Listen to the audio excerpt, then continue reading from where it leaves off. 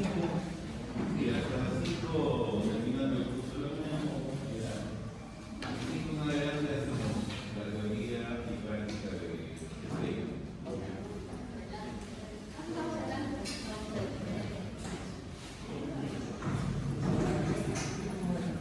Sí, por ahora acá adelante.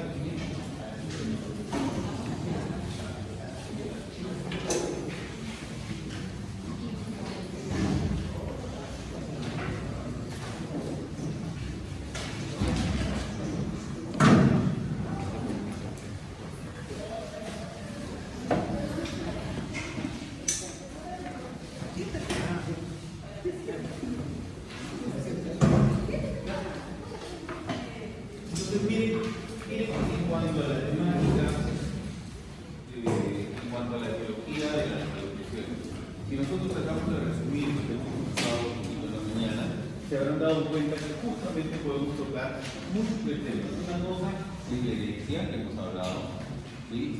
Hay situaciones bastante heredables. Por ejemplo, la malnutrición clase 3 es altamente recidigante. Altamente recidigante, tiene un componente genético muy, pero muy fuerte, muy fuerte. Entonces, si a tu hija viene y te presenta un patita que viene en clase 3 esquelético, ten por seguro que tus nietos van a salir probablemente en clase 3. ¿Ya? Entonces, hay circunstancias que sí tenemos que analizar. Un paciente clase 3 y se casa con otro paciente clase 3, probablemente ese niño vaya a ser un clase 3 severo, con una gran tendencia a ser quirúrgico. Entonces, este esquema de herencia sí es sumamente importante considerarlo, especialmente para algunas malnutriciones generadas básicamente por la parte esqueletal. ¿Ya? Después de la herencia están las deformidades congénitas y genéticas. Dentro de las genéticas hay muchas de ellas que también se pueden heredar, o sea, si bien su origen primario es la parte genética, como por ejemplo el Treacher-Collins. El Treacher-Collins, tenganlo por seguro que una vez que se instaura este componente genético va a ser también heredable. El Treacher-Collins tiene una característica muy a tendencia de clase 2, tiene micronatia mandibular, al igual que el hierro romano. En cuanto al medio ambiente, estamos hablando ambiente exógeno, es decir, todo lo que puede propiciar cambios a nivel de la naturaleza de crecimiento mandibular, cambios a la neutralidad y que pueden afectar al desarrollo de las estructuras. Podemos considerar, por ejemplo, la aparición o la exposición sobre radiación. ¿Y qué pasa si un niño tiene que ser sometido a radiación en las zonas de crecimiento primario? Tengan por seguro que se va a ver limitado el crecimiento de esa estructura. Los traumas también son considerados dentro del componente del medio ambiente, la parte nutricional también. Luego está el medio ambiente metabólico y las enfermedades predisponentes. ¿Qué pasa? Y eso lo hemos visto en la mañana. Si tenemos un niño malnutrido, no va a tener todas las herramientas para el crecimiento respectivo. A nivel general, en realidad, no solamente afecta a la craniofasia. Y aquí, dentro de la enfermedad metabólica, están otros aspectos como, por ejemplo, el crecimiento y desarrollo a partir de las hormonas. Hemos hablado sobre la hormona de crecimiento de la mañana, pero en las mujercitas también la presencia del estrógeno, dada por los ovarios, puede generar otro tipo de alteraciones. ¿Ya? Problemas dietéticos, básicamente en la parte metabólica también, posturales, accidentes y traumatismo. ¿Por qué posturales? Doctores, todo en la craniofasia está conjugado. Las fascias, los músculos están conjugadas con las estructuras esqueletales. Por lo tanto, si yo tengo un paciente que respira mal, la postura de este paciente también va a cambiar. Y al cambiar va a generar que haya mayor activación sobre algunas cadenas de músculos, como por ejemplo los mucinadores. Y el paciente respirador que tiene hiperactividad del mucinador genera una especie de franja, generando una retracción de la mandíbula. paciente ahora se tiene que posicionar para poder viabilizar la permeabilidad aérea. Y esto afecta a la estabilidad de ligamentos, la bola del mentón, el auricular de los labios, el músculo buccinador y toda la aparatología neuromuscular retrocervical vienen conjugadas, y si están hiperactivas se puede generar una retracción mandibular, porque funciona como si fuera una mentonera. No sé si alguno de ustedes conocen la mentonera. Era un dispositivo ortopédico que antes utilizábamos y hasta en desuso, pero que generaba una redirección del crecimiento mandibular hacia atrás y hacia abajo. Ese mismo principio lo genera la hiperactividad de algunos músculos. Por eso es importante entender que la postura del paciente me va a condicionar muchas veces el desarrollo craneofacial. Debemos corregirlo, por lo tanto. Entonces, si yo tengo un paciente ortodóntico que está llegando al consultorio con una postura donde los hombros están hacia adelante, la cabeza está hiperextendida, tengo una curvatura del dorso, ese paciente clase 2 no va a desarrollar una clase 2-1 probablemente por culpa esquelética. ¿Por qué es lo que va a pasar? ¿Por dónde está respirando este paciente? Está respirando por la boca, y la respiración bucal te genera incompetencia mandibular. Es decir, ¿por qué es incompetencia mandibular? Es decir, este plano que antes estaba generando una horizontalidad porque el labio está sillado, porque está respirando por nariz, ahora ya no está respirando por nariz, está respirando por boca, tiene que estar la boca entreabierta. Al estar la boca entreabierta, ya el sistema de calentamiento y de protección que antes generaban las turbinas, los cornetes, ya no estaba ocurriendo, está respirando por boca. Y si antes era filtrado toda la contaminación, las bacterias, los virus, el polvo, los exógenos, por el sistema respiratorio alto, ahora ya no. ¿Quién entonces empieza a reemplazar ese sistema de defensa? Porque alguien se tiene que defender del aire que está contaminado. Las amígdalas. Toda esa estructura posterior tiene un nombre. Dentro de ellos están las amígdalas. ¿Cómo se llama? Anillo linfático de Waldeyer. Entonces, cuando empieza la actividad del anillo linfático de Waldeyer, se empieza como a llenar de tropas, vamos a decirlo de esta manera, mi campamento militar. ¿Sí? Y antes había 10 tropas, pero ahora tengo, no sé, pues 1000 soldados en mi tropa. ¿Dónde los voy a resguardar? Necesito ahora una zona donde pueda resguardarlos. Las amígdalas son las zonas de resguardo, donde se guarda la tropa de defensa. Entonces, antes eran poquitos, por lo tanto el tamaño de mis amígdalas era menor. Ahora necesito mayor capacidad de defensa, por lo tanto tiene que incrementar su tamaño. ¿Qué pasa si yo tengo 2 pelotas de ping-pong atrás? ¿Dónde va a depositar mi lengua? Hacia adelante, pues. Lo cual te genera otra segunda incompetencia, que es la incompetencia lingual. Porque ¿dónde es la zona de reposo de la punta de lengua? En condiciones normales. En la cara lingual de los incisivos inferiores. Es ahí donde reposa.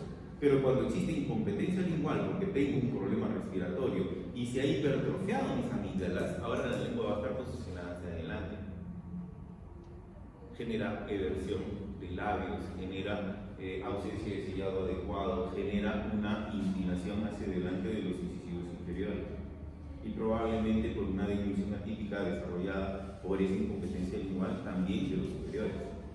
Entonces, se conjuga una suerte de problemas que me van a generar como la parte ideológica de algunas malnutriciones. No de todas, ciertamente, pero sí va a participar en gran medida. Yo creo que ya corregir la postura, por ejemplo, se evita todo este tema de la solución. Si es que es la causa primaria, no es que una vez instaurado el problema ya se resuelve, no, ya está hecho el problema. Lo que ahora hay que hacer es generar otro tipo de cosas para corregir lo que se ha generado. Por ejemplo, aparatología ortopédica. Pero va de la mano con el tratamiento médico, porque tú no resuelves el problema de la respiración bucal. truncada. ¿Por qué? Porque es obstructiva de vía aérea superior. ¿Quién lo tiene que resolver? El otorrino. Entonces muchas veces esos trabajos son concomitantes con tratamiento multidisciplinario e interdisciplinario, que es lo que les había explicado en la mañana, ¿cierto? Si yo no tengo interconsulta con el otorrino, lamentablemente yo no voy a poder hacer maravillas, porque la vía aérea superior sigue obstruida, va a seguir respirando por boca.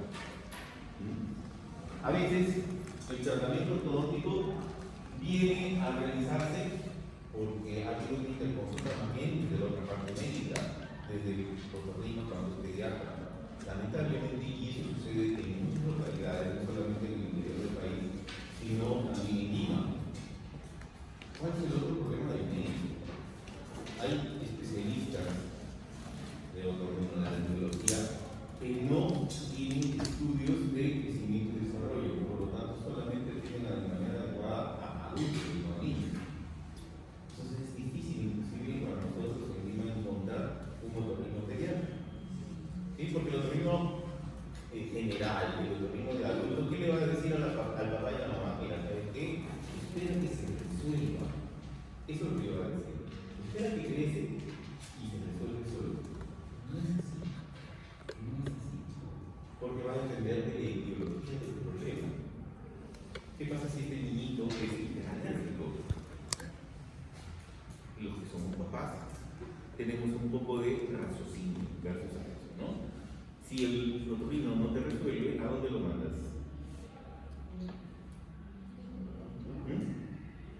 A otro especialista, ¿no? Que tenga conocimiento de crecimiento y desarrollo. Buscamos un otorrino pediatra, pero a su vez él no va a poder trabajar solo. Tiene que buscar otras alternativas, porque este pequeño ahora es alérgico. No basta con las acciones del otorrino pediatra. Tiene que buscarte un alergista, un alergólogo. El alergólogo probablemente trabaja con otras especialidades, subespecialidades del área médica. Entonces, no todo es competencia nuestra. Yo he tenido la suerte de recibir a algunos pacientes ortopédicos de especialistas en otorrinolaringología. ¿Para qué? Porque debe haber tenido un familiar ortopedista o odontólogo que les ha mencionado el estrechez de la vía aérea, nosotros la podemos solucionar a través de distributores esqueléticos. Y ciertamente, uno de los factores secundarios de la disfunción esquelética está en la amplitud o la distancia ya, de las coarnas. La ampliamos porque transferimos toda la fuerza también a la parte respiratoria, ensanchamos esta naricita, porque ampliamos la vía aérea superior, especialmente si hacemos disfunciones con sistemas de anclaje esquelético, tipo MARPE, BAME, MARPE modificado, sistemas híbridos o con anclaje cortical. Entonces, sí nos interesa saber qué es lo que piensan las otras especialidades médicas y odontología. En cuanto a la parte hereditaria, ya les había dicho, ¿ya? La influencia de la genética es sumamente importante y muy fuerte muchas veces, dependiendo del tipo de malnutrición que vayamos a desarrollar. Y debemos entender que dentro de estos factores generales, no solamente debemos concentrarlos en las basales esqueléticas, sino también en el crecimiento de la base craneal. La base craneal puede ser un gran generador de patología. La forma como esta crece, la forma como esta se distribuye, me va a afectar básicamente a todas las estructuras que se encuentran por debajo. Y para hacer el cuento corto, nosotros tenemos en la base craneal, lo distribuimos estratégicamente en tres bases craneales, ¿no? Anterior, medio y posterior. La zona de nuestra competencia, ¿cuál es? Media y anterior. Porque la parte de la base craneal anterior, ¿qué hay por debajo? ¿Qué encontramos por debajo de la base craneal anterior? ¿Con quién se relaciona directamente? ¿Ah? ¿Ah? ¿Cómo se llama esta estructura? Con el maxilar. ¿Con quién más? ¿Qué hay debajo? ¿Qué hay en la interfase maxilar base de cráneo anterior? ¿Y a quién afecta? La lámina limónica afecta, pero afecta al crecimiento nasal, ¿sí? El hueso, ese famoso tabique, más el cartílago que se viene por debajo de la base craneal anterior, afecta al crecimiento de la nariz, ¿sí? ¿Y a quién más? Al arco malar. Entonces, miren, en la mañana les hice este ejemplo, se lo repito. ¿Qué va a pasar si esta base craneal anterior se anteroinclina? Al momento de cerrar este ángulo, ¿sí?, entre la base craneal media y anterior, porque ahí hay una famosa sincondrosis, ¿cómo se llama?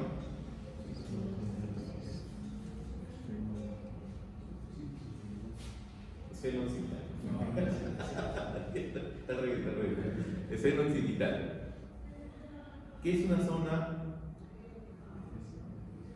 donde se puede generar la flexión de toda la estructura de base del cráneo.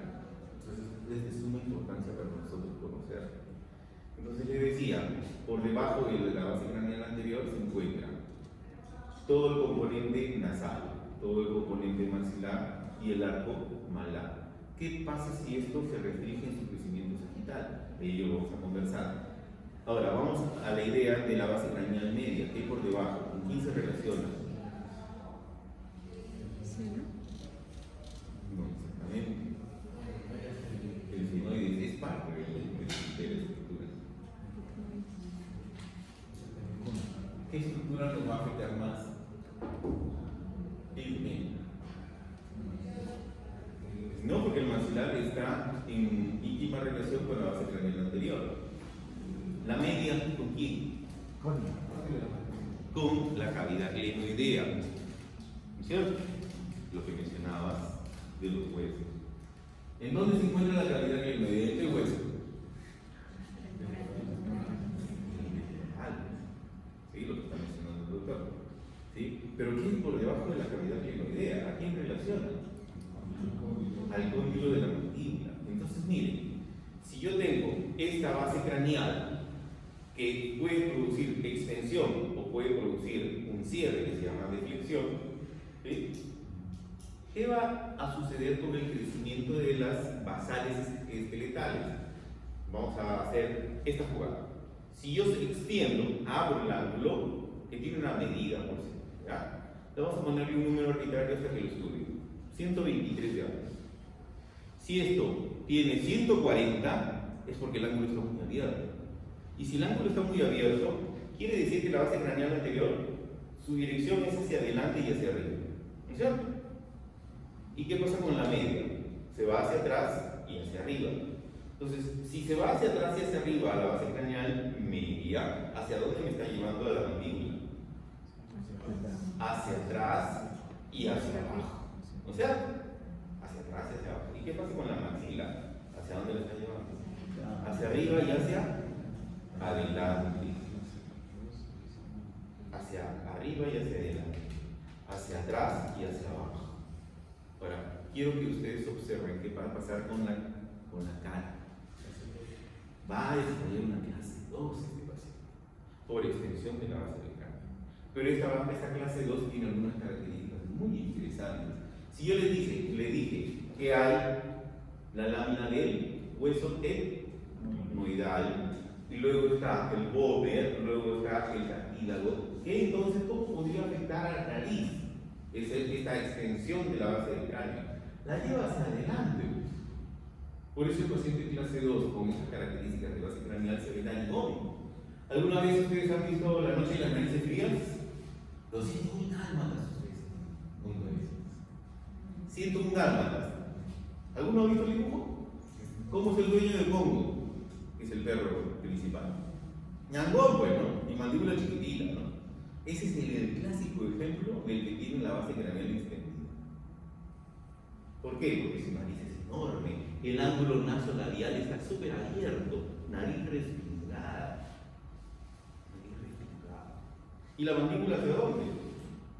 Hacia abajo dándote un perfil bien convexo.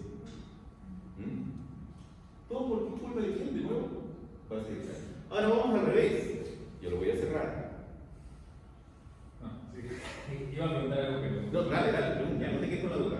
No, es que yo escucho acerca de la ortodoncia cráneo-facial. Y habla de la reposición de la mandíbula para corregir. Entonces, ¿cómo se puede? Sí y no, porque todo lo que promulga la craniomandibular a veces no se condice con la realidad. Claro, sí, se ha escuchado que no todo se resuelve, pero no todo se he visto unas clases 3 que cualquier diría es quirúrgica y yo resuelvo clases 3 de manera no quirúrgica y parece que yo me hubiera metido cuchillo.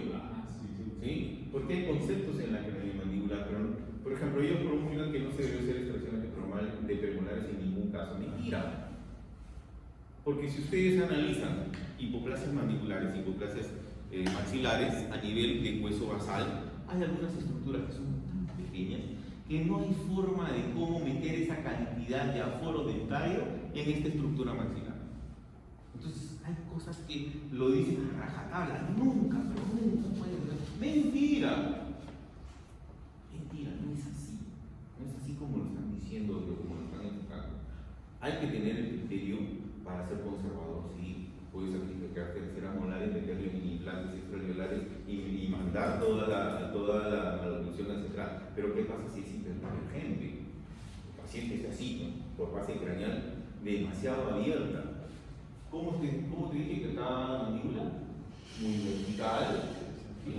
Muy vertical y hacia atrás. Y eso, como componente físico, es altamente nocivo. No todo debe ser sometido a la ortodoncia o camuflaje, ¿verdad? No todo es ortodoncia ni camuflaje, no es lo mismo. Si nosotros hablamos de una escala de terapias,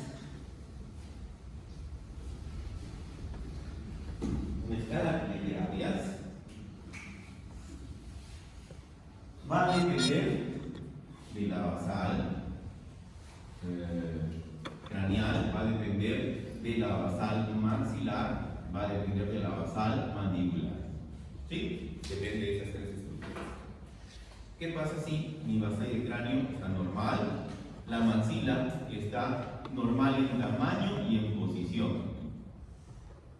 Mandíbula normal en tamaño y en posición, pero los dientes parecen de tiburón. Tiburoncín. ¿Sí? Los dientes hechos es un desastre, pero las basales esqueléticas están normalizadas en tamaño y en posición. Aquí yo puedo, mediante el análisis de espacio, de las estructuras basales, decidir, por ejemplo, que haya extracciones o que no haya extracciones de premolares. ¿Por qué? Porque hay una distribución de espacio anterior, pero también una posterior, y ambas pueden estar deficientes. Por lo tanto, hay pacientes que sí les toca hacer 8 extracciones, y lamentablemente la forma no da, porque no es solamente sagital lo que tengo que ver. Al paciente hay que analizarlo de manera tridimensional. Tengo que ver cómo se comporta verticalmente y cómo se comporta transversalmente.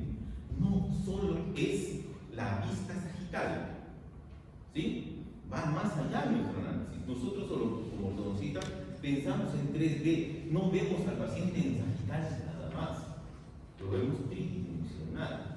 Entonces, nosotros nos tenemos que acostumbrar a ver la tridimensionalidad del paciente y de sus problemas a nivel tridimensional. Pero, ¿qué es lo que pasa? Aquí, como el problema es netamente dentario, podemos hacer tratamiento dentario, que es más conocido como tratamiento ortodóntico, porque vamos a llevar a normalizar sus dientes bajo ciertos patrones. Pero ¿qué pasa si yo tengo esta misma maxila con un tamaño y con una posición deficiente? Está muy grande, o la mandíbula está muy pequeñita, o está muy atrás, y la base de cráneo está extendida. Tengo 3 problemas: extensión de base craneal, tengo un problema esqueletal, una maxila en tamaño y en posición aumentada, problema esqueletal maxilar, y una mandíbula muy corta y retroposicionada, posición y tamaño alterado. Quiere decir que acá no voy a poder solucionar con la mandíbula. ¿Qué le tengo que hacer? Meterle el cuchillo, pues no hay de otra. A la maxila no tengo que retroceder,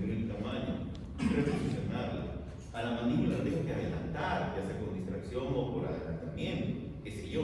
O sea, sí también se combinaría con la reposición. Es que la reposición mandibular no es todo. Pero, o sea, En la cráneo mandibular. Están tratando de explicarlo como todo es maravilla, no es maravilla. Hay que ir más allá que lo que dice la cráneo mandibular. No lo resuelve todo. ¿Sí? No lo resuelve todo. ¿Por qué? Niegan algunos tratamientos transversales. Le dicen, no, ¿cómo vas a hacer tratamiento de disminución? Es un pecado. Pero a ver, si esto está altamente comprimido porque tienes una mordida cruzada criminal, el tamaño de una molar acá y de una molar acá, a ver, solucionalo. ¿Hacia dónde vas a ir? ¿Vas a hiperexpandir dientes? No, no puedes. Se queda sin hueso. Se queda sin hueso. Entonces, si hay que hacerlo transversalmente. Lo mismo para la parte vertical. Y te decía, ¿aquí qué hago? Le meto cuchillo, es tratamiento ortoquirúrgico. No te queda de otra. Ahora, póngale un color. Póngale un color. Esto es negro y esto es blanco. ¿Qué pasa con los pacientes que se encuentran en el IMSS? Quiere decir que la celeridad de la posición o del tamaño de la maxila o de las alteraciones máximo-mandibulares, ¿sí?, a veces no es tan severa como para cortarlo. No es tan severa. Entonces, ¿qué hago acá? Va a haber grises más claritos y va a haber grises más oscuros. Cuando llega a ese límite es la parte difícil de saber qué hacer, ¿no? Pero hay pacientes donde esta región la podemos volver una terapia. ¿Cómo se llama? Es camuflaje ortodóntico. Camuflaje ortodóntico. Y el camuflaje no es propiamente un tratamiento, es una mejora. Por el tratamiento tú llevas a la norma. En el camuflaje no. Porque si tu mandíbula está aquí, ¿qué vas a tener que hacer con los dientes? Lo vas a tener que forzar y sacarlo de su normalidad para poderlo inclinar y balancear el arco y la parte dentaria mandibular en base a esa inclinación o proinclinación mandibular de dientes. Entonces está sacándolo de su norma. ¿Sí? Por eso es un camuflaje ortodóntico. Entonces hay camuflajes ortodónticos que son exitosos al 30% y otros que son, perdón, aquí al 80 o al 90% y aquí al 30%. Porque no puedo mover dientes más allá del hueso. Entonces, ¿vale la pena hacer camuflaje o me lo mando para el cuchillo? Claro, entonces tengo que aprender a delimitar qué se puede y qué no se puede hacer. Si va a estar en tratamiento ortodóntico, si va a estar en camuflaje ortodóntico, o necesariamente tiene que ser ortoquirúrgico. La ortodoncia no es magia. Tenemos que saber cómo comportarnos y cómo decir, no, esto no lo puedo hacer sin cirugía. No todo es ponerle new, no todo es ponerle cráneo mandibular, no todo es mini implantes extraalveolares, no. Tenemos que aprender a tener límites. ¿Ya? Entonces, esta parte de aquí depende mucho de esto. Y para cerrar la idea del ejemplo craniomandibular, ¿qué pasa si ahora el lente que esté hiperextendido, más bien se ha cerrado el ángulo? Estamos en 110 para ser exagerado. 110. Cuando le dije la norma 123, este ejemplo, ¿ya? Pero es cerrado a 110. ¿Qué va a pasar con la mandíbula? Se va hacia adelante. Se va hacia adelante. Perdí cruzada. ¿Qué pasa con la maxila? Hacia abajo. Se va hacia abajo y está limitado su crecimiento anterior. Por lo tanto, en este paciente, el crecimiento sagital de la zona media del rostro va a verse totalmente limitado. ¿Cómo voy a observar las características físicas de este paciente? Hipoplasia malar, ¿sí? Porque este arco está poco desarrollado, no tiene componente de crecimiento sagital. ¿Dónde crece la maxila? ¿Cuál es la zona primaria de crecimiento maxilar? Uy, bueno, organizado. ¿Dónde crece la maxila? En la tuberosidad, doctores. Y crece hacia atrás y hacia arriba. Por lo tanto, se desplaza ¿hacia dónde? Desplazamiento primario. ¿A dónde es? Como nivel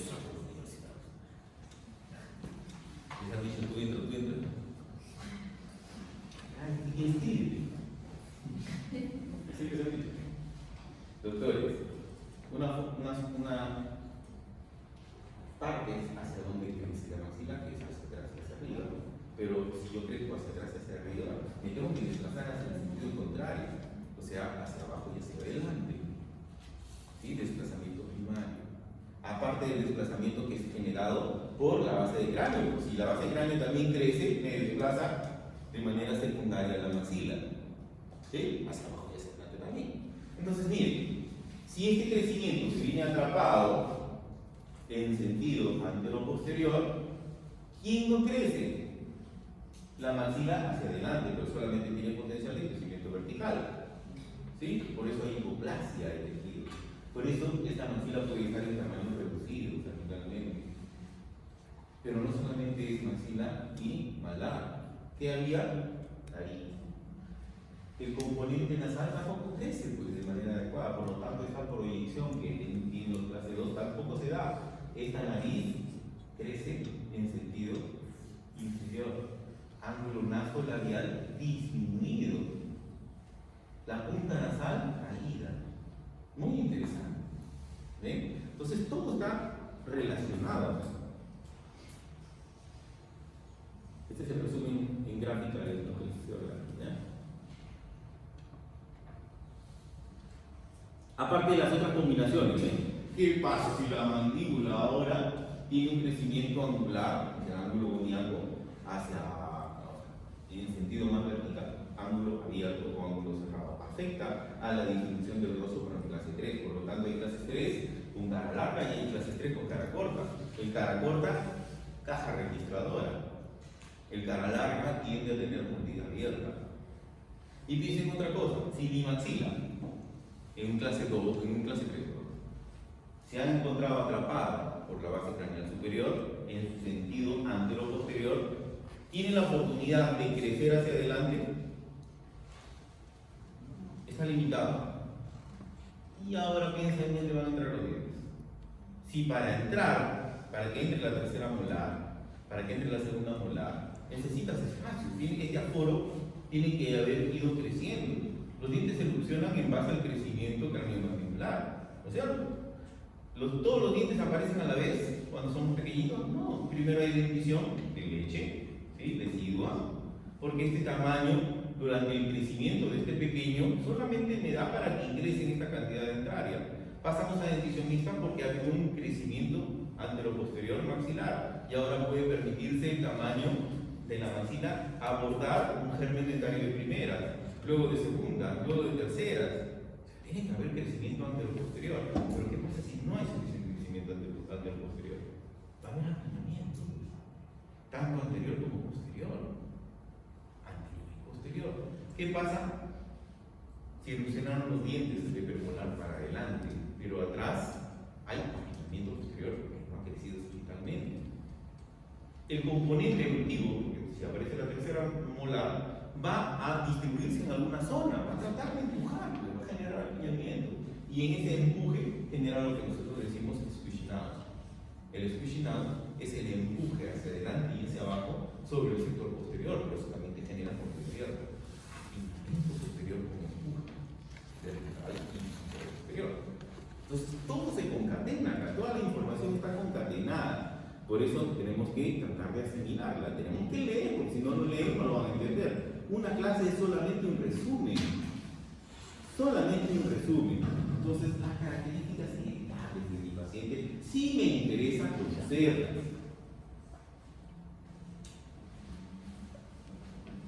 Nosotros somos especies distintas, hay razas humanas.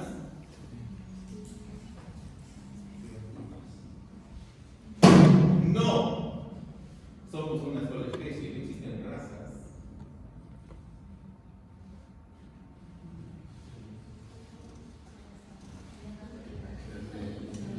Lo que nosotros tenemos es cambios en pigmentaciones y adaptaciones morfológicas de acuerdo a la geografía en la que vives. No somos especies distintas, no porque eres moreno vas a ser una especie distinta a una raza de no existe. En la parte genética, nosotros somos una sola especie, vamos a pensar.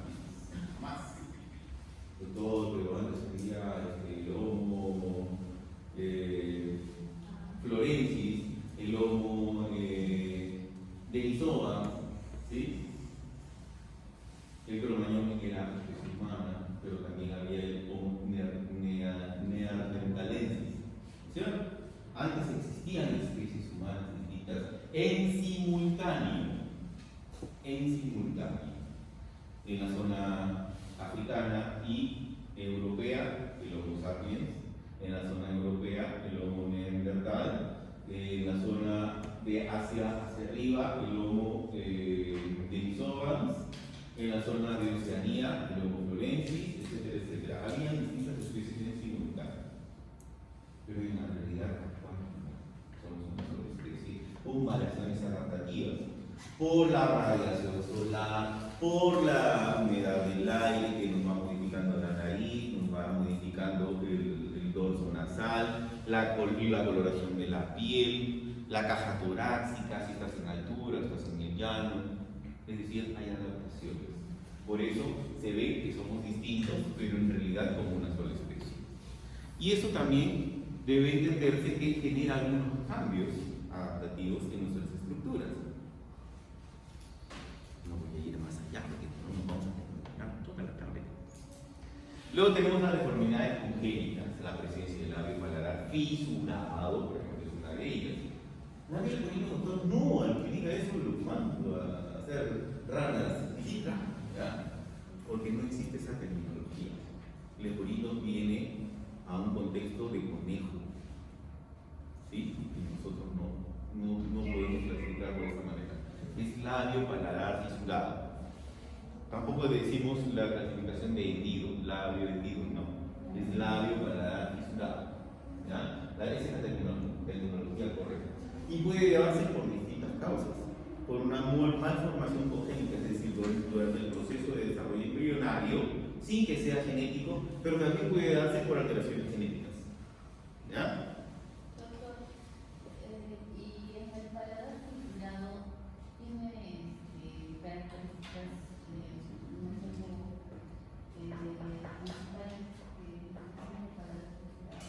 ¿Existen clasificaciones de paladar fisurado? Sí. ¿Y de qué manera el doctor Intervenimos, porque tenemos que intervenir. Y existen pautas para el tratamiento ortodóntico del paciente fisurado, porque va a depender en qué etapa etaria está. Porque hay algunos que hay que hacer, por ejemplo, el llenado de la fisura, ¿sí? Y si yo tengo que ampliarlo transversalmente, yo tengo que saber si esto va antes o va después. El cierre palatal en tejido conectivo también tiene que ocurrir de manera temprana. O sea, hay intervención ortodóntica desde temprano para el paciente paladar fisurado. Obturadores para la lactancia, por ejemplo, es competencia nuestra. Por ejemplo, una vez que recién nace el paladar fisurado, ¿en qué forma puede intervenir un hormona? Con la lactancia primero. El odontopediatra y el ortodocista son los responsables de generar el obturador de lactancia. Porque si yo tengo un paladar que conecta con la boca, ¿ustedes creen que van a hacer sello periférico? Las mamás que han lactado saben que la lengua del bebito genera un proceso de succión. Cuando coloca por debajo del pezón, hace un sellado periférico tan grande que no suelta al pezón y lo deforma, lo alarga al pezón. Cosa que el bebito deja de succionar, tu seno se ve la línea. ¿Pero eso por qué? Porque el proceso de lactancia requiere de sellado periférico. Pero ¿qué pasa si solamente la lengua y no el labio superior está generando sellado periférico? Ese niño no va a lactar, no se va a alimentar. Por lo tanto, ahí vienen las múltiples disciplinas que van a intervenir para la atención del paciente de condición especial. Uno de ellos es el fisurado, ¿sí? El ODP, el ortodocista, probablemente si trabajamos a nivel hospitalario, ¿qué es lo que va a tener que aprender? Al manejo del tratamiento del paciente paladar fisurado de manera temprana, porque sí intervenimos de manera temprana. No solamente para el obturador, tenemos que coordinar con el otorrino, con el plástico, con el maxilofacial. ¿En qué momento va a ser el cierre palatal? Y usualmente es antes del año. Pero el cierre palatal no es óseo, es de tejido blando. Entonces este paciente va a quedar con la fisura. ¿Por dónde pasa la fisura del labio? Por lo general pasa entre el lateral y el canino. Por ahí es donde se conforma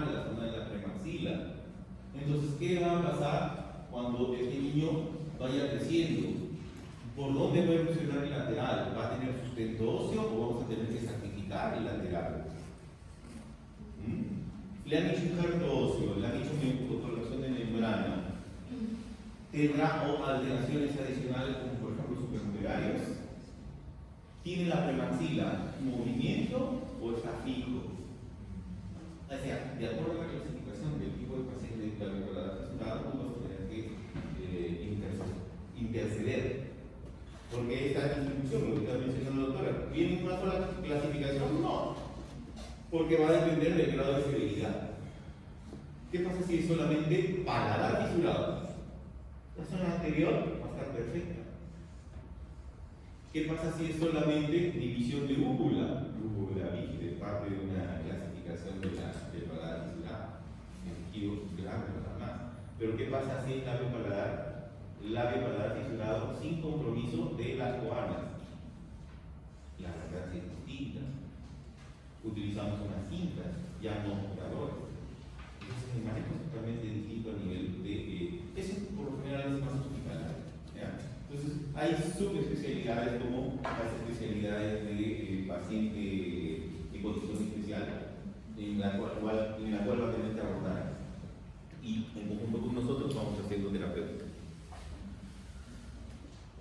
¿Qué pasa con un paciente, por ejemplo, con parálisis cerebral? Este paciente no va a poder utilizarse, este paciente tiene una neuromusculatura distinta, por lo tanto, las maxilas se comprimen enormemente. ¿Vamos a poderlo ayudar, sí o no? Esa sería la gran pregunta. Otras condiciones adicionales, por ejemplo, si es que mi paciente tiene ya componentes genéticos hereditarios, alteraciones a nivel de músculo, a nivel de crecimiento craneofacial, una disostosis cleidocraneal. ¿Qué significa eso? Que hay ciertos estructurales centrales, pero también va a afectar a la zona de la clavícula. ¿Qué pasa si yo tengo un cierre de estructuras de manera temprana? ¿Qué pasa con mi cráneo? ¿Qué pasa con el resto de estructuras circunmaxilares? ¿Va a afectar o no al crecimiento del rostro y del cráneo? Por supuesto que sí. Entonces yo me tengo que plantear, ¿es posible este tratamiento en este tipo de pacientes o tengo que someterlo a cirugía tardía? ¿O puedo hacer disyunción rompiendo esta estructura media palatina cuando ya se ha unido? Doctor, ¿cómo mal ve? O puede ser una posibilidad. O un tratamiento con disyuntores híbridos, que puede ser también. Va a depender la condición y la asistencia. Pero no solamente es a nivel esquelético.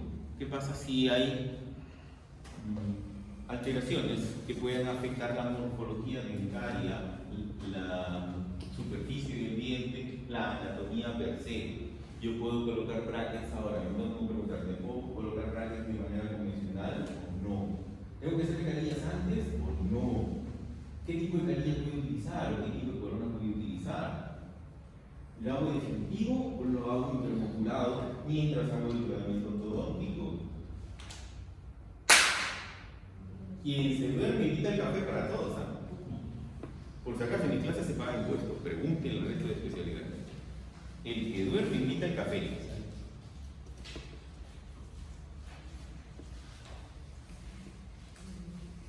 Las alteraciones por deformación genética, que este es solamente el ejemplo más común, el síndrome de Turner y el síndrome de Down.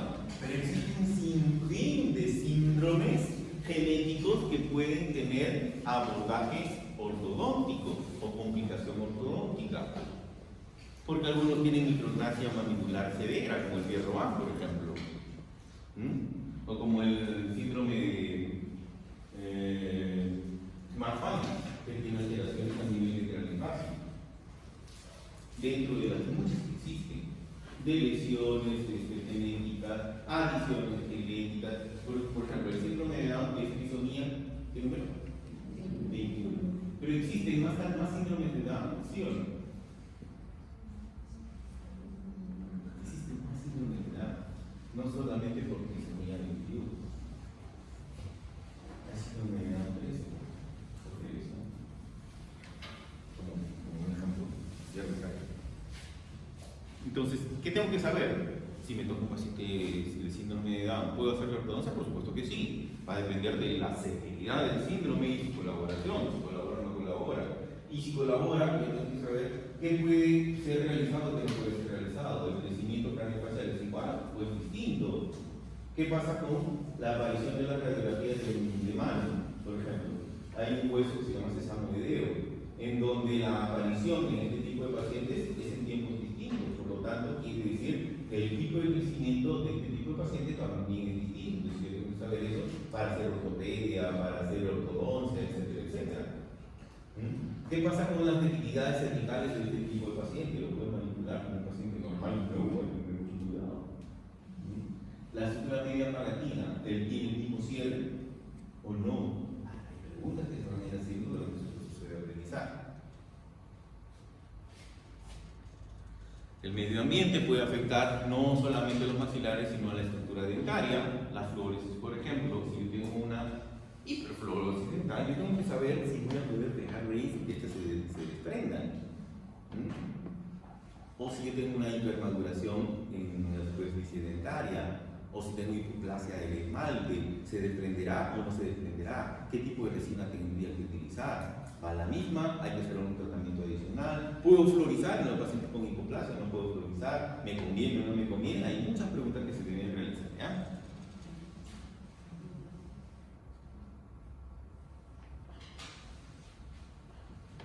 ¿Qué pasa si el paciente es sometido a radiación? La mamá ha tenido rubiola durante el crecimiento de desarrollo fetal. ¿Qué pasa si ha tenido Zika? ¿Es un paciente guiable? ¿Es un paciente no guiable? ¿Es un paciente que va a morir tempranamente? ¿No va a morir tempranamente? Hay múltiples preguntas que se deben realizar. No que está presente en la pantalla quiere decir que va a ser un paciente futuro ortodóntico. Tiene Zika. Va a haber ausencia de crecimiento adecuado del cerebro y pacientes que muchas veces no son viables para la vida después de un tiempo. Se mueren muy tempranamente.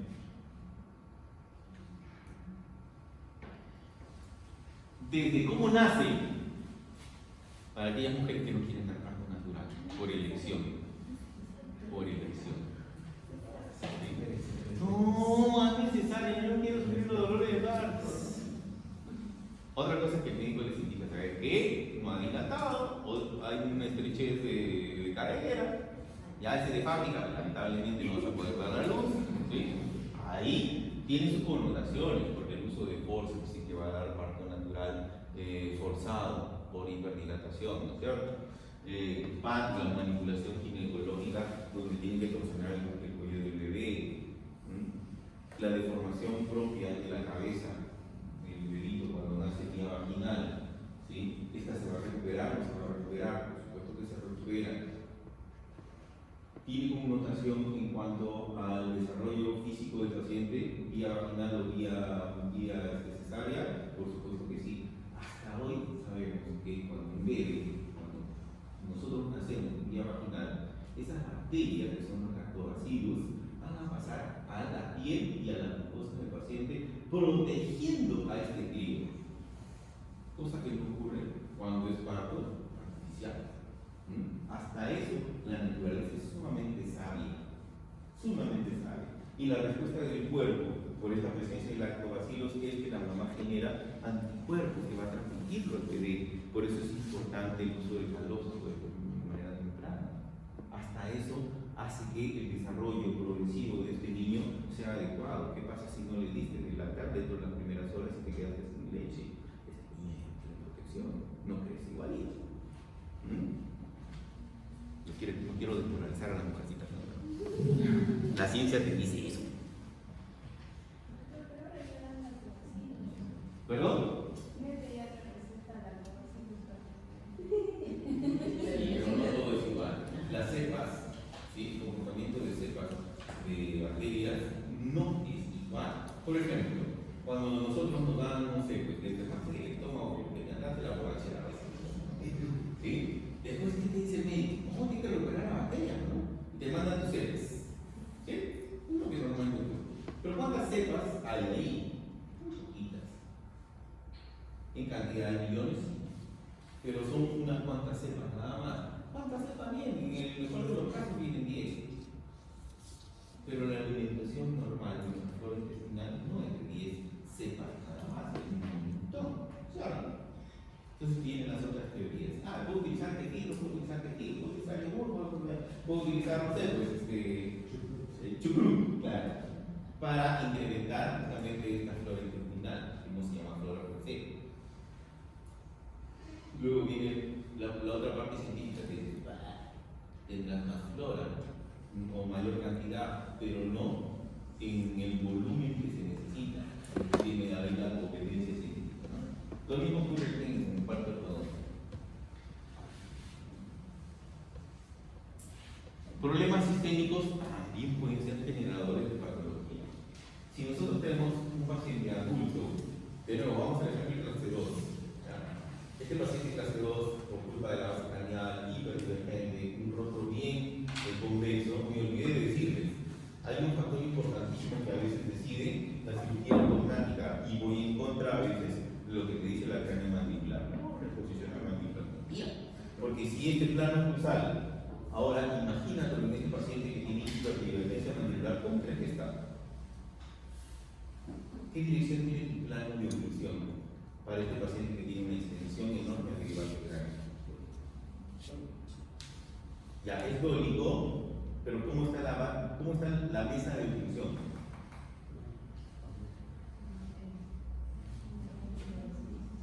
¿Horizontal? No, ¿verdad? ¿Cómo está? Ya, está oblicuo, está inclinado, está bien inclinado. ¿Sí? En sentido horario se le dice hiperdivergencia de la mesa oclusal, ¿sí? Muy inclinado. Doctores, una pregunta secundaria. ¿Qué tipo de oclusión tiene nuestro sistema?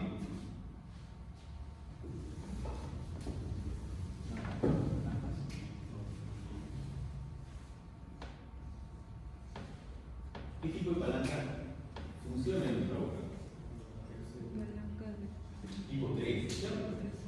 ¿Por qué? Porque tenemos un fulcro, nuestra bisagra, ¿sí? Tenemos la zona de fuerza y tenemos la zona de resistencia, ¿sí?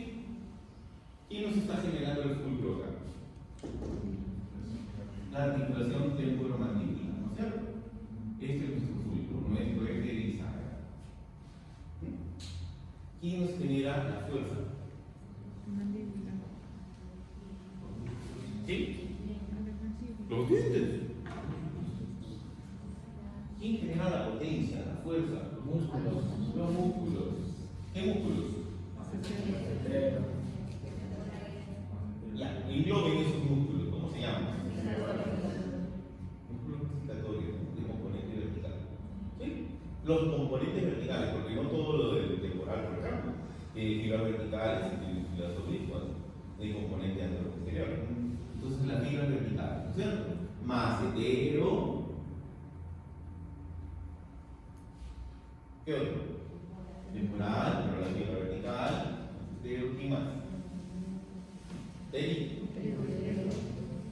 Interno. Vamos a decir que tiene un poco oscuro, ¿ya? El resto lo leemos. No, ¿qué cosa? Muy bien, doctor. Pero pregúntale, a ver si es demonio. ¿Y esta zona de acá qué es? La zona de resistencia que está por la mesa de oclusión. Pero una cosa es que no tengas horizontalidad y otra cosa es que la mesa oclusal se vea así. Y tu maxilar esté aquí y esté aquí. Porque está tu perfil en este sentido. ¿Alguien tiene la cráneo mandibular del cuello? Base ósea. Pero también puede estar combinado con las alteraciones de crecimiento y de la función propiamente dicha de cada una de las estructuras maxilomandibulares. Pero no ese es el problema, sino que es qué tipo de palanca estamos manejando aquí. Es una palanca clase 3, lo cual hace que la potencia del músculo no pueda ser soportada porque ese es componente vertical, ¿no es cierto? ¿Sí o no? El músculo aquí masticatorio genera un componente vertical. Mírala. esta mesa cruzal que debería recibir el embate de fuerza vertical no está soportando la estructura craneofacial. ¿Hacia dónde se me está yendo la fuerza? Analiza. Esta potencia se está deslizando a alguna parte. ¿Hacia dónde se ve?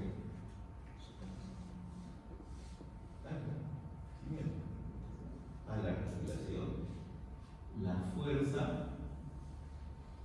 generada, la potencia está generada o está descargándose ya no a la mesa cruzal, que es lo que debería ser lo más saludable, porque está totalmente empinado. Entonces no tiene capacidad para responder la parte vertical. Ahora la potencia o la fuerza se está dirigiendo a la articulación, generando sobrecarga articular.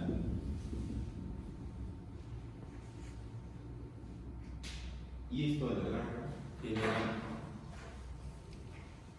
¿Qué crees que genera? ¿Ah? DTM. ¿Por qué? Bueno, hay microtransfusiones crónicas. Pero a ver, vamos a desglosar este. ¿Sí? ¿Quién alimenta al disco articular y a toda la zona articular? Líquido, hay un proceso hidráulico de nutrición también, ¿cierto? No solamente fluida, nutre. ¿Sí? ¿Qué pasa si yo estoy teniendo una sobrecarga articular? ¿Dónde se ve el líquido?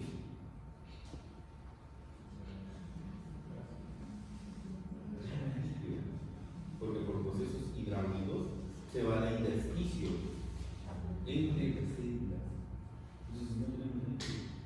Si no tenemos líquido que alimenta, ¿qué pasa con la articulación?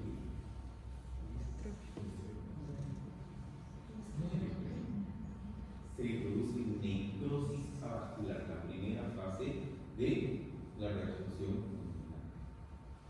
O sea, si no está nutriendo, no hay líquido, se va a producir necrosis avascular. Síntomas por ello.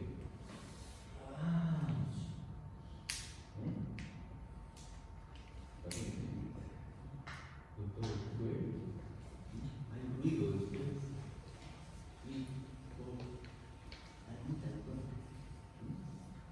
Está desarrollando sus problemas, no solamente el cóndilo ni la cavidad, sino también el disco. ¿Sí? Sigue la sobrecarga, sigue el proceso de necrosis avascular que empieza a destruir a plano cóndilo, reabsorción condilar. Si el proceso destructivo, porque eso no lo estamos arreglando, lo estamos resolviendo y toda la fuerza sigue aumentando sobre la articulación, se produce osteoporosis. Destrucción tridimensional de la articulación para que se requiere reemplazo articular. Toda raíz de mesa cruzal inclinada, porque la base del cráneo se inclinó demasiado. Aparte de la distribución de la forma que dice el paciente en el sentido mandibular, por lo tanto, esos pacientes tienen que ser sometidos a cirugía, sí o sí. Porque ¿qué tiene que hacer el cirujano? De manera, pues, para que la fuerza ahora sea descargada en la mesa de función.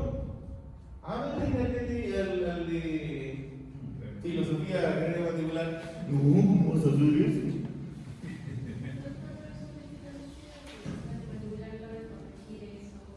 No, Reina. Nosotros hacemos niños bastante. No todo es posible con las filosofías cardiovasculares. No todo es saludable. A veces requieren componentes quirúrgicos. No somos dioses, tenemos que crear, es decir, no gente algo stop, no crean que sí.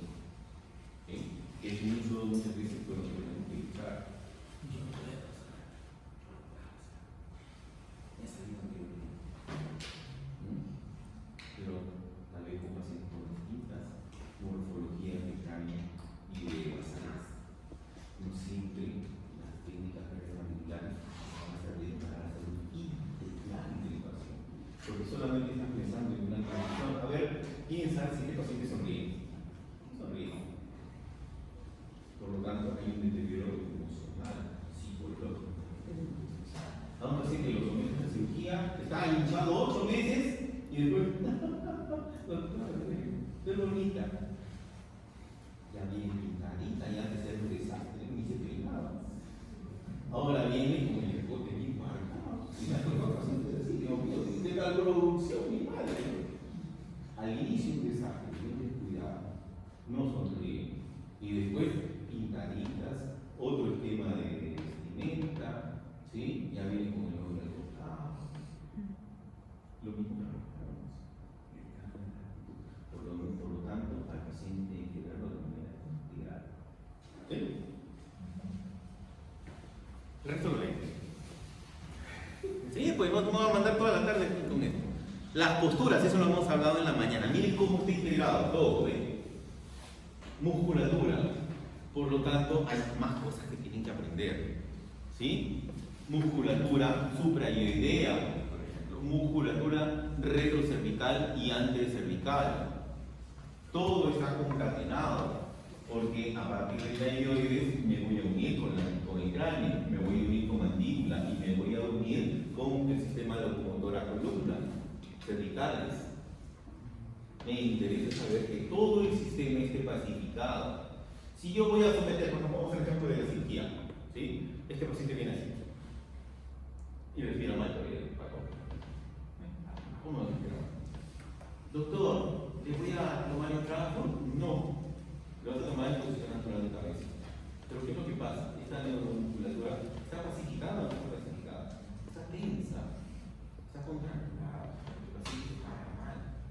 ¿Sí? Entonces, este paciente tiene que pasar a fisioterapia física, a terapia física, a medicina física, al fonoaudiólogo, para que me pacifique el sistema. Porque si tú ya haces cirugía en estas condiciones, después del tratamiento ortoquirúrgico, todo el sistema locomotor va a cambiar y se va a reposicionar nuevamente. Es muy bien entonces tenemos que actuar también de manera diligente. Miren, aumento de curvas en los pacientes. Tenemos que detectar eso apenas entra el paciente al consultorio. Traumatismos, ya sea a nivel dentario o a nivel esquelético.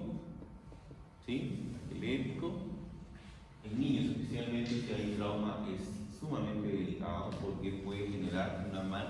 Los cirujanos, especialmente si tienen la mala suerte de ir con un cabeza y cuello, no reducen las fracturas craneomandibulares de manera, vamos a decir, considerando la oclusión. Lo hacen a como venga, a como pueden.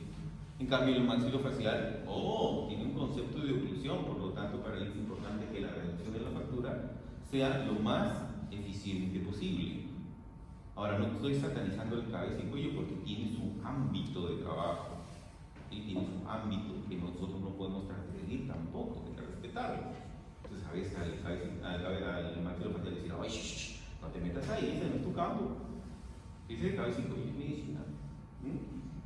Entonces, miren, ¿qué pasa si me lo dejan así? Me han tocado pacientes adultos con traumatismo, después de que se han accidentado en moto, les han metido balas. Sí, pues, ¿cómo lo solucionas? Eso es dolor de cabeza, porque ahora, lo más al cirujano maxilofacial para el corte de nuevo y reposiciones con placas y tornillos, o trabajas a lo que puedes, hacer camuflaje por inclinaciones, ¿sí? Y a veces no queda bien, siempre queda bien, por si acaso, por eso es un porcentaje de éxito.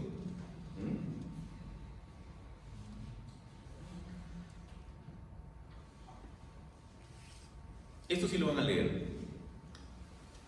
¿Ya? Factores generales intrínsecos, la presencia de frenillos, hábitos deleterios, eso lo leen por favor, ¿ya? Hábitos deleterios, eso lo van a leer.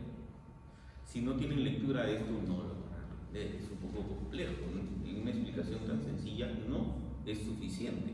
Tienen que leer sobre alteraciones por función respiratoria, por deglución, por masticación, todos sus componentes de alteración. ¿Ya? Uno de los más importantes es la respiración, y le prestamos mucha atención, pero el otro componente es la deglución. La deglución. Anomalías dentarias, diente. Esto es un campo bastante grande que tienen que leer. Les va a tocar esto, miren. Les va a tocar erupciones ectópicas y les va a generar transposiciones. Le van a tocar transposiciones porque he visto bastante a lo largo de mi vida. ¿Sí? Y hay clasificaciones para estas cosas. Para las transmigraciones hay clasificaciones, para las transposiciones hay clasificaciones. Algunas se tratan, algunas no se tratan. Es decir, no se trata de corregir la posición, pero se dejan en donde aparecieron. Y se trabaja de manera interdisciplinaria con el estético, con el rehabilitador, etcétera, etcétera. ¿Ya? Viene la decisión, a veces tienen agenesis también, no está ahí. Hay agenesias de laterales y el canino está en posición de lateral y es un paciente niño, tiene 12 años. ¿Le haces espacio para el lateral o lo dejas ahí? A ver, ¿y eso? ¿Ah? Dejaría el canino en posición, puede ser una posibilidad. Pero viene el otro detalle. ¿Qué pasa si el tamaño de la raíz es bastante volumétrico y se genera una eminencia enorme? Porque el canino da forma al pilar del rostro, ¿no es cierto? ¿Sí? Por lo tanto, cuando está en su zona propiamente dicha, la conformación del rostro. Pero ¿qué pasa si el canino más bien, como bien dice el doctor, tiene un volumen más pequeño? Lo puedo modificar, en algunos aspectos sí. Lo puedo modificar, le puedo hacer una carilla, a veces requiere de endodoncias, a veces requiere de endodoncia corona, etcétera, etcétera. Dependerá de cada zona articular. Y no todo entonces en la zona del canino, la premolar va a estar ahí. Y le tienes que caninizar estéticamente, pero funcionalmente no. Entonces, ¿qué veo? Función canina, con el canino inferior y la premolar, que está estimulando la función canina, ¿sí o no? Bien, eso no es ortodoncia. ¿Qué dejas? Aunque por ejemplo es hecho por la superficie. Ya, pero si tú estás dejando una premolar y la premolar funcionalmente no tiene el mismo soporte que un canino, ¿sí? Lo ideal siempre es guía canina, eso está claro, como bien dice el doctor. Pero si tú dejas una premolar, lo vas a dejar en guía canina, guía premolar canina, se te reabsorbe, le dejas en función de grupo, como bien dices. O sea, hay que tener criterios para reutilizar. Hay que tener criterios. Uno, porque la raíz de la premolar es mucho más, una envergadura mucho más corta. No está preparado biológicamente para el soporte de fuerzas laterales. Sirve para soporte vertical. ¿Sí? Entonces, la función del grupo ahí es una alternativa. ¿Saben la función del grupo, no? ¿Sí? Están así como medio zombies, güey. Ya. Esto sí, ahí nos quedamos, ¿ves? Esta es otra clase. Ahora hablemos de cefalometría. ¿Qué han hecho en cefalometría? Hoy, como que nada, si han hecho clase conmigo, qué barbaridad.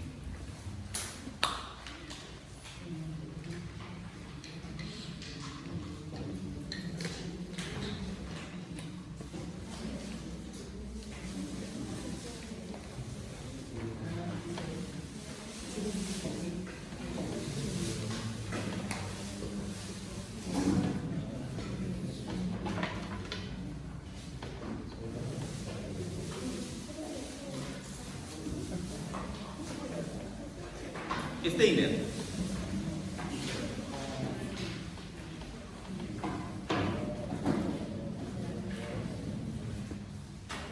A ver, mejor este aprendizaje con trazado, ya, porque si no.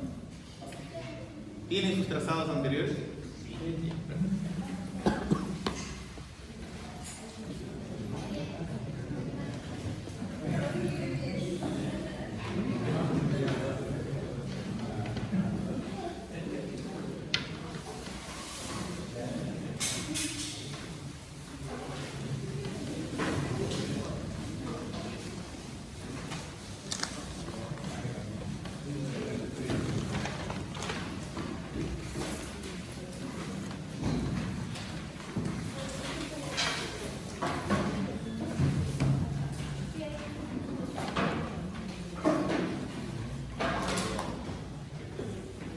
mañana tenemos que hacer técnica básica.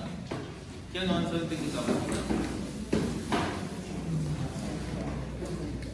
¿Hipodón? ¿No tiene hipodón? ¿No tiene hipodón?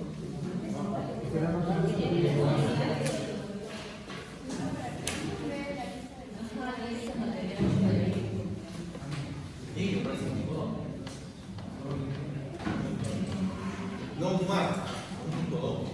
Un mar no se puede grabar, matar. ¿Sí? Hasta que tengan el hipodón per se, necesito el hipodón, porque es lo primero que tienen que aprender en el Schweiz, porque técnica básica 1 es el Schweiz, no es más correr, ¿verdad? Así dice su función. El Schweiz. Edge. In English.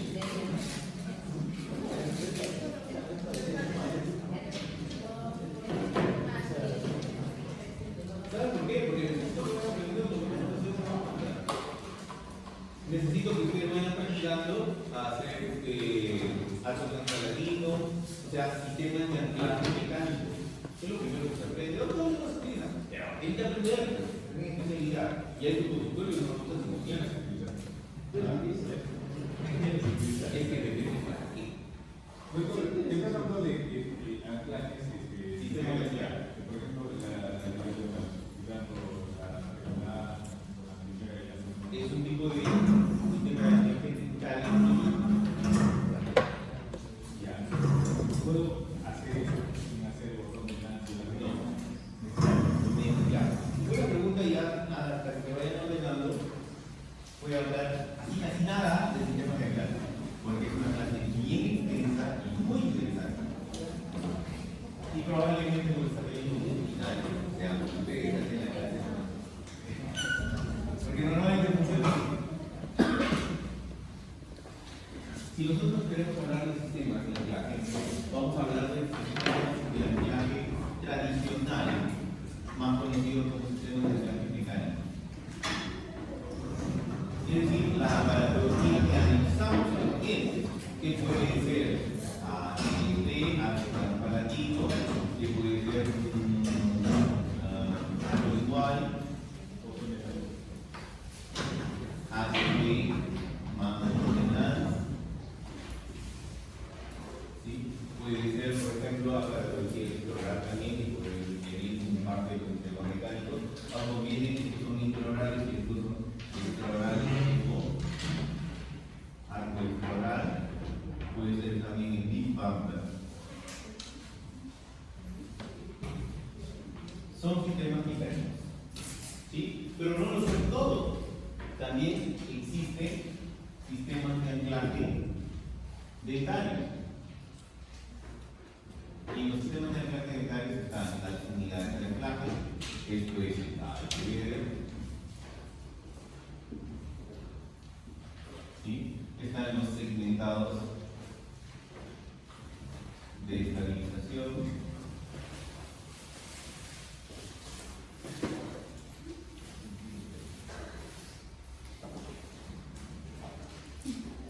Están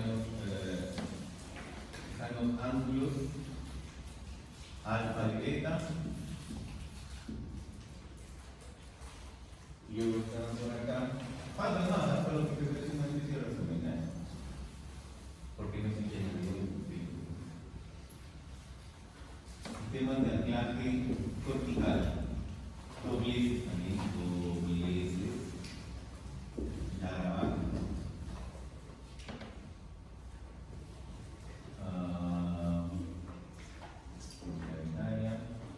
corticales, pero no cortical con implantes, sino cuando pegan dientes hacia el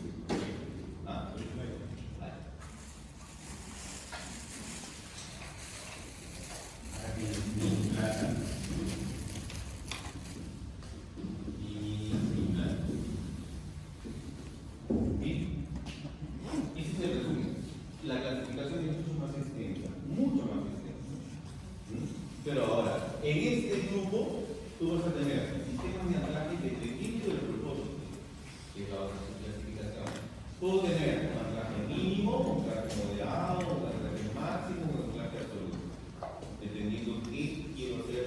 con la distribución del espacio de extracción.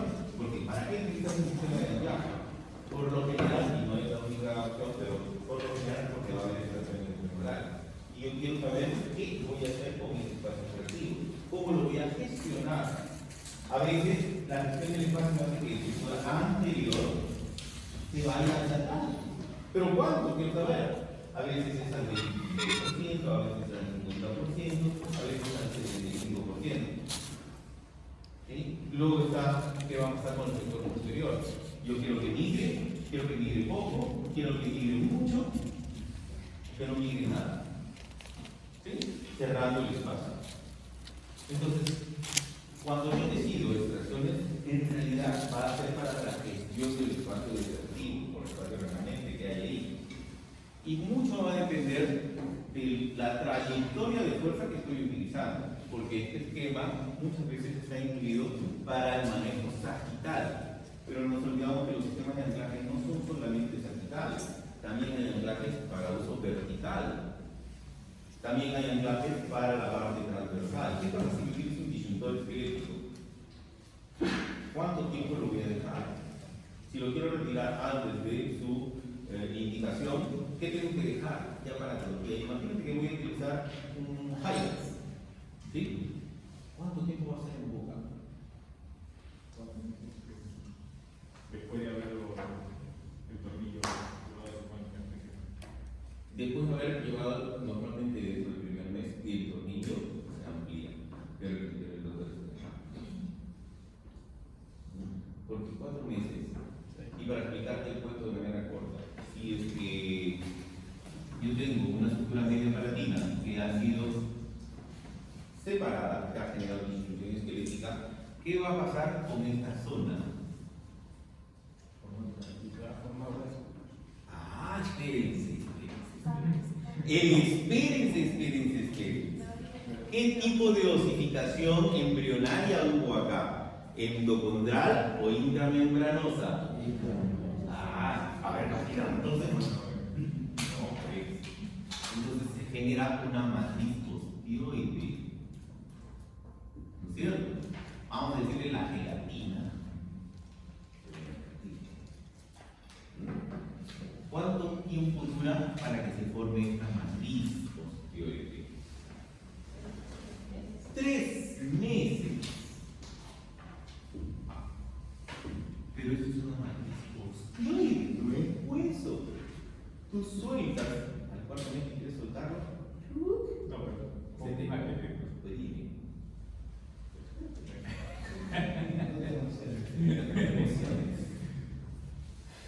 ¿Cuándo empieza a formar un hueso? Propiamente dicho. Al 6º mes, ¿cierto? Y le vas a soltar y le vas a meter la patología. No, porque hay neoformosa, pero todavía está completamente madura. No, la verdad es que tiene que superar 9 meses. Porque recién, y hay estudios validados para la tomografía odontológica, es decir, estudio de Honskin, porque la tomografía Honskin no utiliza escala de Honskin, no se casi de densidades, utiliza una escala de Gleason, lo mismo. Hay estudios que dicen que recién al 18 mes tú tienes un hueso bien formado. Entonces, si hay algunas investigaciones que te dicen, oye, tiene que superar 9 meses, y hay otras que te dicen, hasta los 18 meses, a ver, déjalo el 4º mes solamente libre. No puede, tenemos que dejar sistema de anclaje transversal. Ahora, ¿qué le dices? ¿Qué material? Hay que pensar en todo, pues, porque hemos aprendido en la mañana en biomecánica, que tienen módulos elásticos, tienen rigidez, tienen moldeabilidad, ¿no es cierto? Tienen fragilidad, tienen fricción, etc. Una serie de factores y de variables físicas. ¿Qué le dejas después de una decisión? Vamos a decir, ¿en qué edad lo hiciste? 14 años, ¿varón o mujer? Varón. Todavía tenía conocimiento, ¿no? ¿Sí? Entonces vamos a decir que él utilizó un sistema tradicional, un Hilux nada más. ¿Qué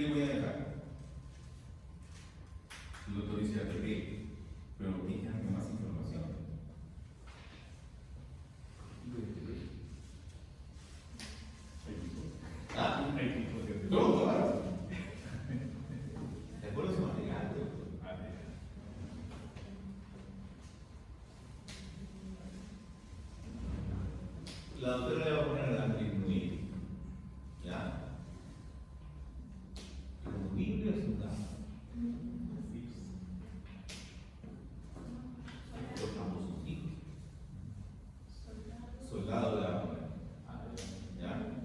De nuevo, módulo elástico del acero. ¿Sí? ¿Qué tanta flexibilidad tiene el alambre inmovible?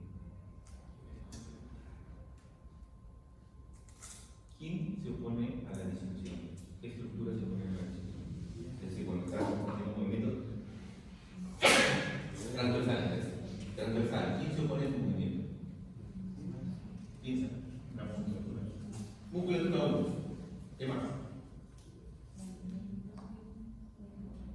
Fuerte, ¿no? La lengua. Y se opone al movimiento transversal. Empuja. Músculo 5. ¿Qué más? Ah, dale. Yo vi de idea. ¿Cómo es colegio? Maxilar. ¿Ah? Maxilar. Bueno, eso mismo. El hueso mismo, pero el espalda. Vamos para ahí. La cortical, pues. La zona posterior.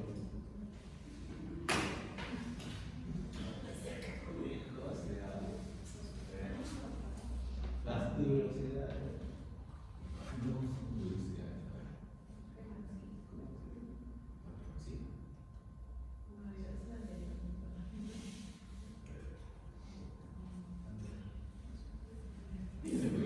Ya afuera, que se opongan, que no te vuelvas a suprimir.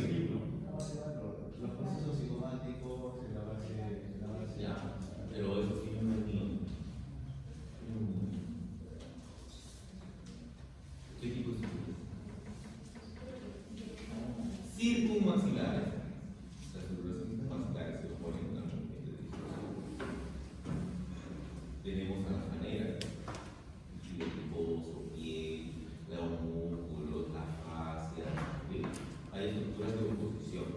Es decir, si tú sacas y todavía tienes espacio, no tengo un hueso sí o bebé, pero maneras comprimido. Y si esta alineación que yo voy a colocar, ¿sí? No puede soportar el embate de fuerza regresiva, así tú pones un 0,9, no coloco 0,9. El 0,9 no es para un sistema de amenazas. Es 1.0 arriba. Por eso no piensa transversalmente como un sistema de amenazas. Entonces, si tu decisión es inadecuada y estás colocando un 0,8, un 0,9, esta flexión ya no va a servir como un anclaje máximo, sino como un anclaje mínimo. Pierdes transversalmente el sostén de línea. Entonces hay que considerarlo. Si estás colocando un arte, un bame, qué sé yo, un garí, es un anclaje cortical. Y no vas a dejar que el marte, y lo vas a retirar, tienes que dejarle 1.2, porque el marte está público. Y el adulto se entiende que hay mayor oposición al movimiento transverso, porque ahora está fracturando eso. La genera Valentino, literalmente lo estamos rompiendo. Entonces, las estructuras circunmaxilares, ¿a qué edad terminan su cierre? Tengo que preguntar si está cerrado. ¿Acaso no va a regresionar el tejido de posición? No lo vamos a cerrar. Hay que preguntarse en esa posición. Entonces, esto va a base a esto. Este es el resumen. No voy más allá, porque no nos vamos a entender. Es un tema que me encanta muchísimo y me entra a la hora. Sí, así activa cada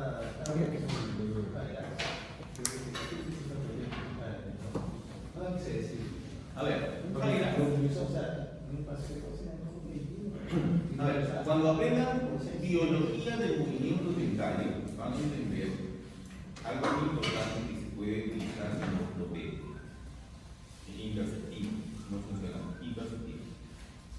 Un highlight es parte de la ortopedia interceptiva, es decir, forzando los huesos para que dirección hacia los lados a través de un componente de fuerza extremadamente alto que puede superar el kilo y medio. O sea, este tornillo le va a descargar 1 kilogramo de fuerza hasta más o a cada lado. ¿qué va a pasar? Eso al hueso, el hueso se va a separar, se va a meter un kilo y medio, cosa. ¿Sí? Pero al nivel mental, porque es donde se está anclando tu hierarquía tradicional. Se apoya en dos en alguna y en primera. ¿Cierto? ¿Sí? Entonces hay una apoyo mental. ¿Qué pasa si yo empujo un diente? Un movimiento dentro del velado. Hay movimiento dentro del velar. En realidad lo primero que ocurre es una hialinización, es decir, estoy comprimiendo el ligamento periodontal y en esa zona de compresión desaparece la luz de los vasos sanguíneos. Estoy hipercomprimiendo, entonces se necrosa.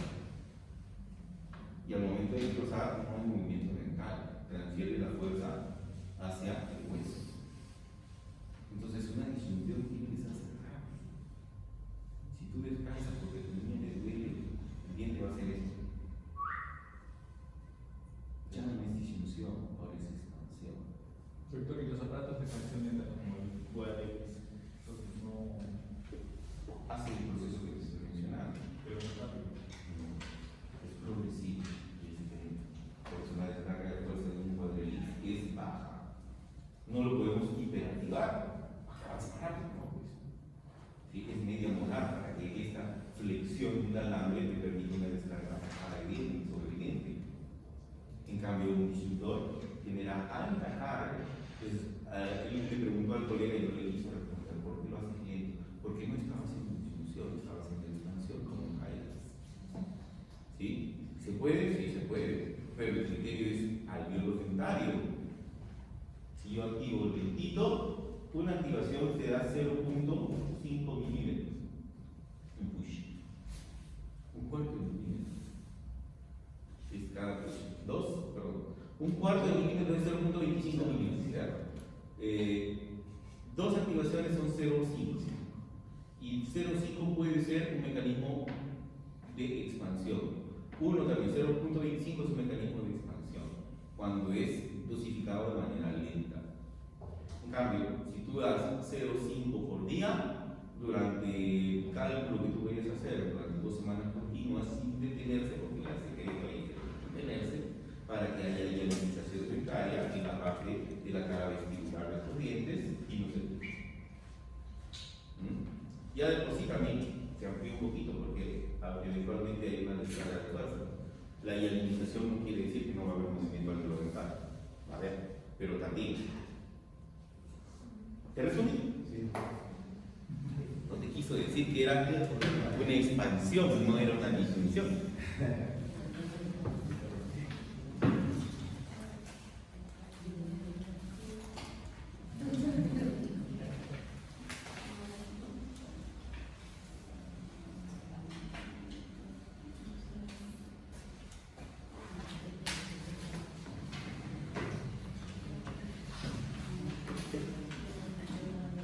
A ver, doctores, vamos a dibujar planos en este, ¿ya? ¿Se acuerdan acá que voy a ubicar? ¿Qué punto? Tiene nombre, a ver. A la S dale nombre. Silla. ¿Ya? No es Stella, porque ese es otro, este es el punto de Schwarz, ¿ya? Se llama silla. Y yo les dije que para ubicar la silla tienen que hacer una especie de artificio. ¿Qué vas a dibujar? Un óvalo, no es un círculo, un óvalo, ¿no? El óvalo tiene un eje mayor y un eje menor, ¿cierto? Dibujen un óvalo ahí y saquen la intersección de ellos. Háganlo, háganlo. Yo no lo voy a hacer porque yo voy a hacerlo al otro. Si quiero hacer una referencia, ¿no me lo ves? Sí, claro, con un óvalo. Un óvalo, mira, yo voy a dibujar un óvalo acá para hacer eje mayor y eje menor. Miren, ¿ven? ¿Sí? Un óvalo.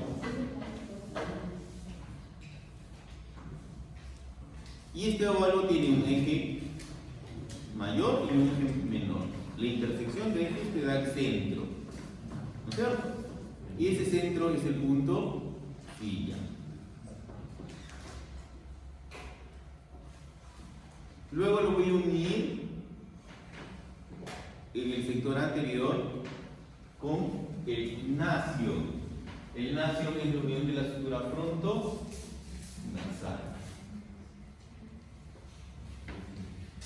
Esa línea. Esto va a representar la base craneal en Steiner. Base craneal en Steiner. ¿Ya?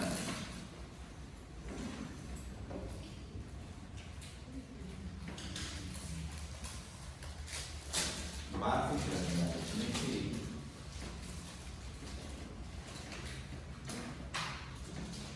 Y en buena cuenta, esta base craneal anterior, media o posterior. Anterior representa la base craneal. Su longitud media es de 71 milímetros.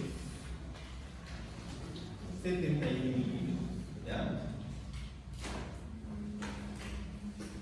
¿Ya dibujaron?